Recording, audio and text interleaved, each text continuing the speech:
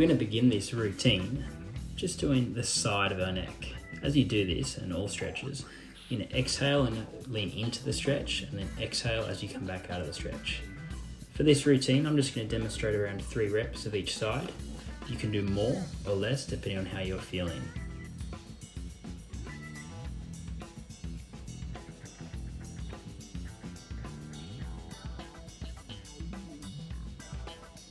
If one side is feeling tighter than the other, continue on stretching the tight side until it starts to feel more comfortable and less restricted. Don't overstretch something that doesn't need to be stretched.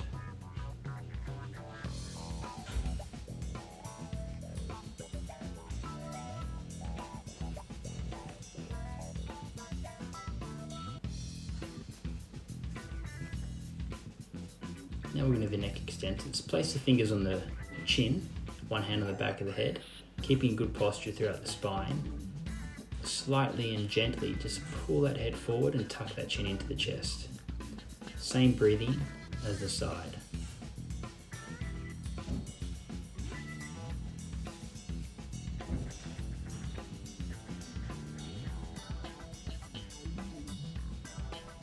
Give that neck a roll, see how it's feeling. Now we're going to go into a chest stretch using the Swissball. Sorry, we're going to do a rhomboid stretch using the Swissball.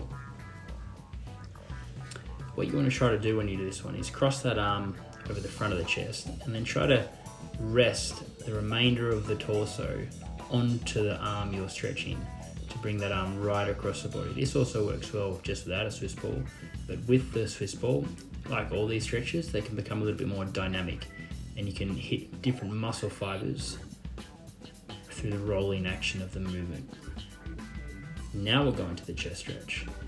These are nice opposing muscle groups to stretch out, hence why we do it in this order. As you can see, I'm resting the forearm on the ball, keeping my spine, neck included, and my head in good posture, and just rolling away from the ball and then back towards it. As I roll away from the ball, I drop my chest a little bit lower into the stretch, and then as I come back towards the ball, it pulls me back up ever so slightly.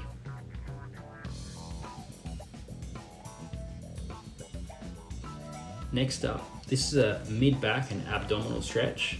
You want to have the spine resting on the ball and not putting any pain in the lower back. If you're finding you're getting pain in your lower back when doing this one, just rest or drop the hips further towards the floor, flattening out the back against the ball so we're supporting that spine and not creating tension in the lower back. It's an excellent one to do on a daily basis if you're working on a computer to open up that rib cage. Now we're going to do the obliques. This one's a bit tricky. I'm not using anything to wedge my feet up against. I do find a lot of clients prefer this if they can put their feet up against the wall.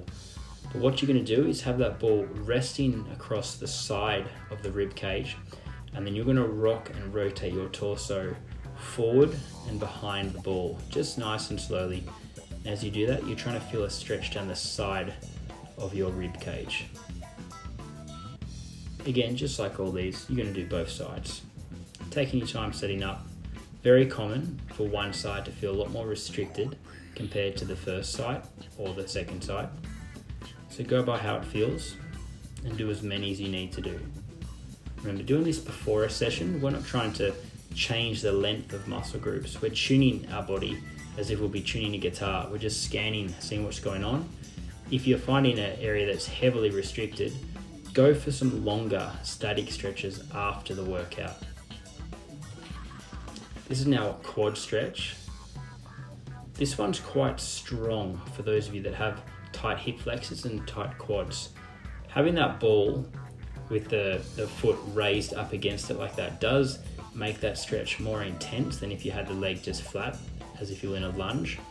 But I do prefer this way, and it's actually much more healthy for the knee because you're actually stretching out around the knee joint, which in time will give it a lot more freedom in movements other than just this lunge position.